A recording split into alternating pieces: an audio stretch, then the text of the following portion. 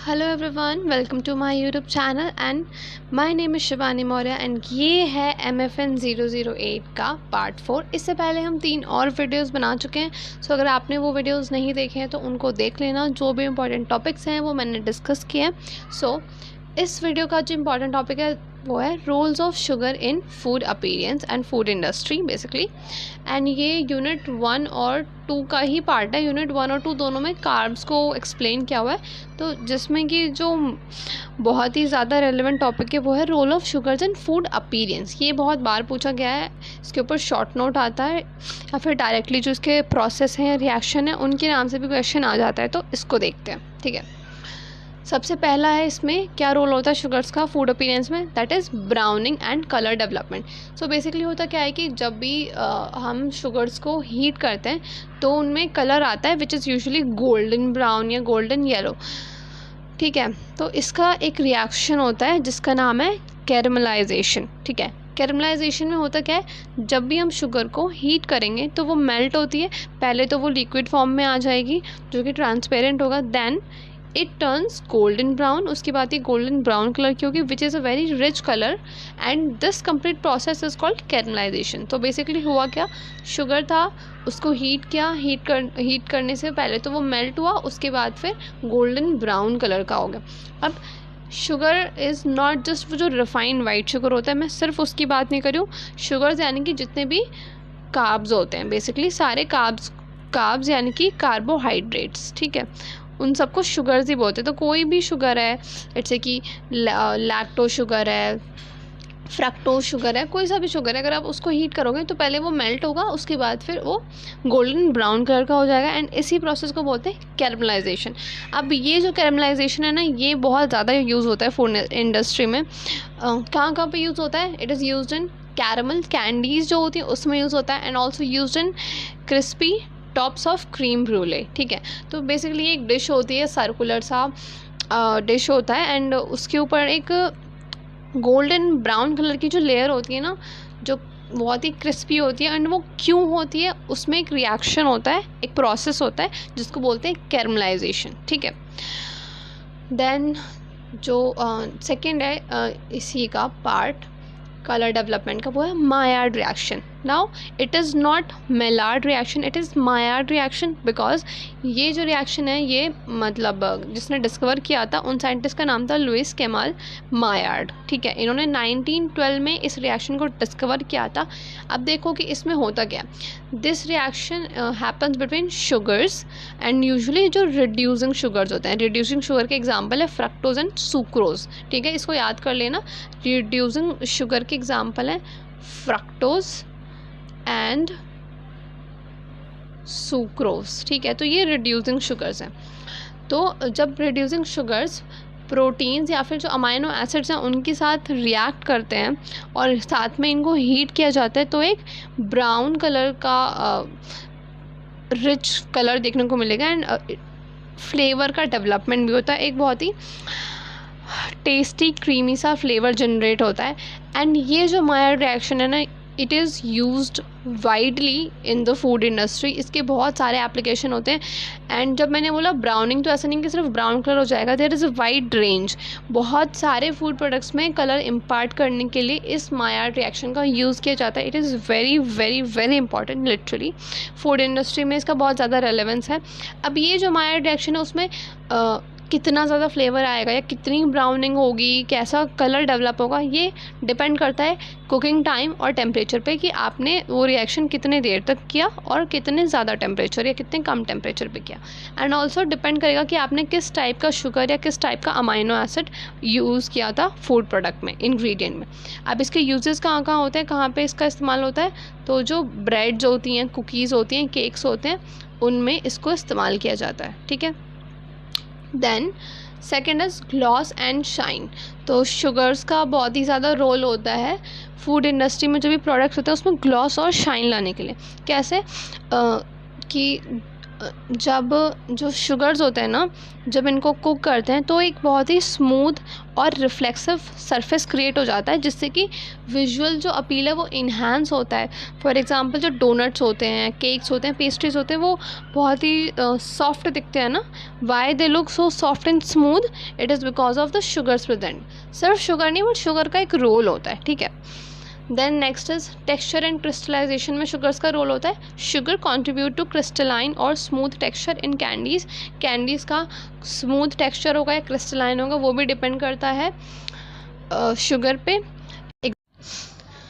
इसके एग्जांपल है फॉन्डेंट्स। फॉन्डेंट्स में जो स्मूथ टेक्सचर होता है, फॉन्डेंट्स का जो स्मूथ टेक्सचर होता है केक्स में, वो होता है शुगर्स की वजह से, ठीक है। Now next is preserving brightness in fruits.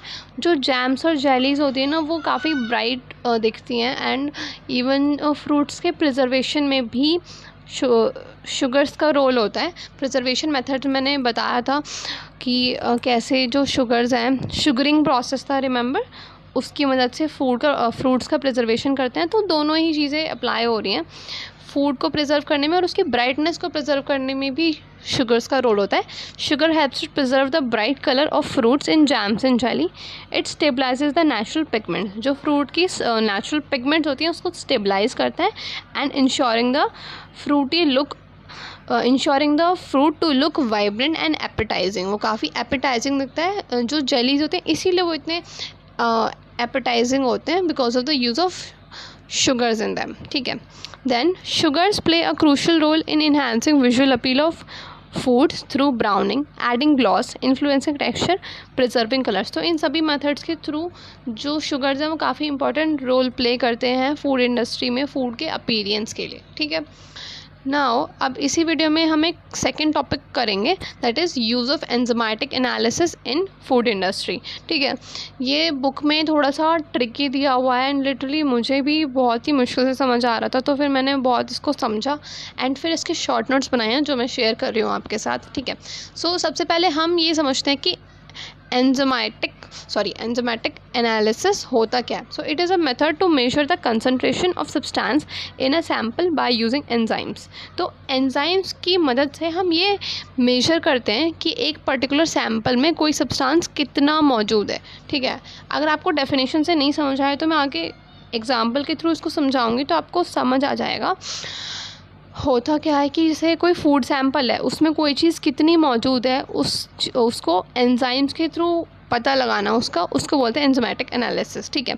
अब उससे पहले आपने, अगर मैंने बायोकेमिस्ट्री के वीडियोस देखे हैं तो आपको पता होगा कि प्रोटीन क्या होता है, बट स्टिल मैं एक छोटा सा इसका इंट्रो दे रही हूँ कि प्रोटीन, एंजाइम्स जो होते हैं ना, वो एक टाइप के प्रोटीन्स ही होते हैं, and they are basically catalyst. किसी भी रिएक्शन को फास्ट करने के लिए जो कैटलिस्ट होता है उसको हम एंजाइम्स बोलते हैं, कि रिएक्शन को फास्ट करने के लिए, ठीक है।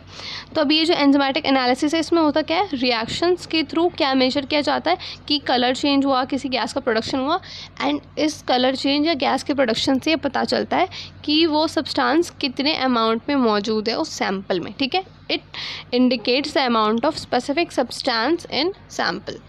नाउ ये जो एंजाइमेटिक एनालिसिस होता है, इसकी वर्किंग क्या होती है, क्या होता है पूरा प्रोसेस, कैसे वर्क करता है। तो ये 4 स्टेप्स में वर्क करता है। सबसे पहला sample preparation.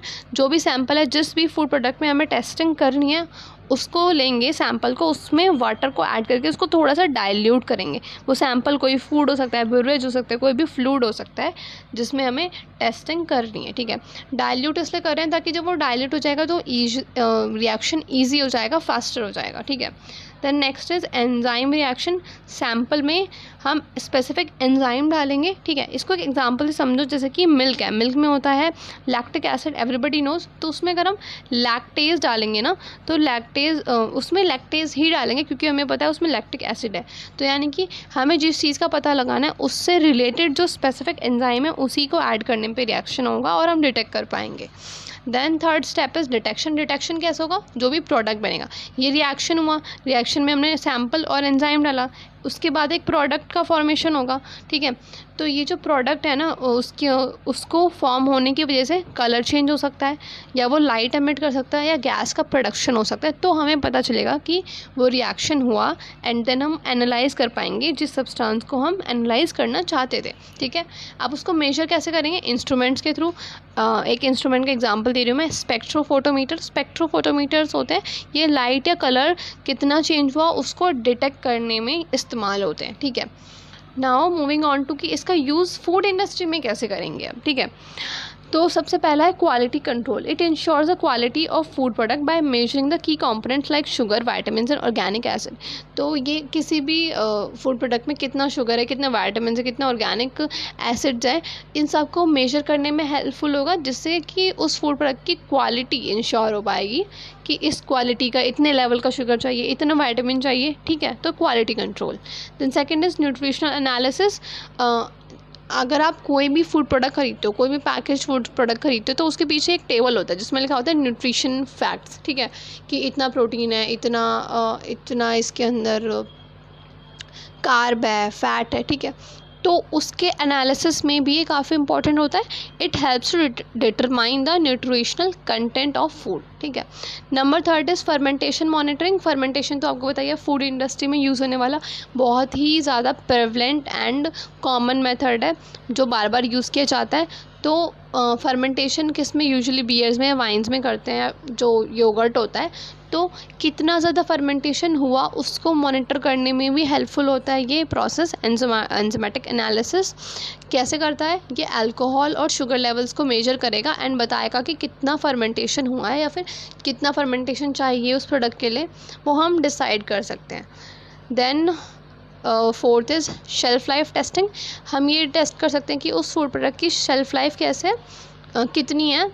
It indicates the spoilage और degradation and helps to determine the shelf life of food product. तो यानी कि जब हमने एंजाइमेटिक एनालिसिस किया तो हमें ये भी पता चल जाएगा कि जो पर्टिकुलर फूड प्रोडक्ट है वो उसकी शेल्फ लाइफ कितनी है, वो कितने दिन में ख़राब होगा। उस हिसाब से उसको मार्केट में उतने ही दिन के लिए उतने ही दिन के लिए भेजा जाता है, एंड उस पर गाइडलाइंस लिखी होती हैं कि it should be consumed before this date. Expiry date जो लिखी होती है वो ऐसे ही टेस्ट किया जाता है, ठीक है। देन नंबर 5 फूड सेफ्टी को इंश्योर करता है। इट डिटेक्ट्स द कंटामिनेंट्स और allergens present in the food product to ensure the food safety standards met, ठीक है। तो यानी कि किसी भी फूड प्रोडक्ट में कोई भी कंटामिनेंट्स है, एलर्जेंस है, उसको भी डिटेक्ट करेगा एंड इंश्योर करेगा कि जो भी फूड सेफ्टी स्टैंडर्ड्स हैं वो मेट हुए हैं, ठीक है। अब इसके एग्जांपल्स थोड़े से देख लो और अच्छे से समझ आएगा।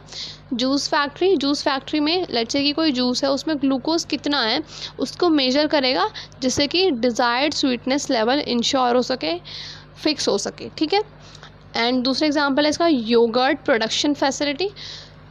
जो योगर्ट होता है, दही होता है, basically yogurt is also Japanese curd. So जो योगर्ट है उसमें लैक्टिक एसिड के लेवल्स को इंश्योर करने के लिए कि जब योगर्ट में फर्मेंटेशन होता है तो उसमें लैक्टिक एसिड के लेवल्स कितने रखने हैं, जिससे कि फ्लेवर और कंसिस्टेंसी डिसाइड होती है, इंश्योर होती है। अगर लैक्टिक एसिड बहुत ज़्यादा होगा तो जो योगर्ट है वो बहुत ज़्यादा स्ट्रॉन्ग फ्लेवर का होगा, बहुत ज़्यादा खट्टा होगा, ठीक है। एंड उसी पर डिपेंड करेगी उसकी कंसिस्टेंसी। तो पर्टिकुलर किसी कंपनी की योगर्ट बन रही है तो उसमें उन्हें कितना फ्लेवर या कितनी कंसिस्टेंसी चाहिए वो कैसे मेजर कर सकते हैं? एंजाइमेटिक एनालिसिस प्रोसेस के through. So this is all about this video. मिलते हैं पार्ट 5 में। तब तक के लिए आप इन पार्ट्स को अच्छे से रिवाइज़ कर लेना, नोट्स बना लेना, प्रैक्टिस करना, बार बार देखना वीडियोज़ को, ताकि आपको चीज़ें सुनने से ही याद हो जाए, ठीक है। And bye bye, take care, happy learning.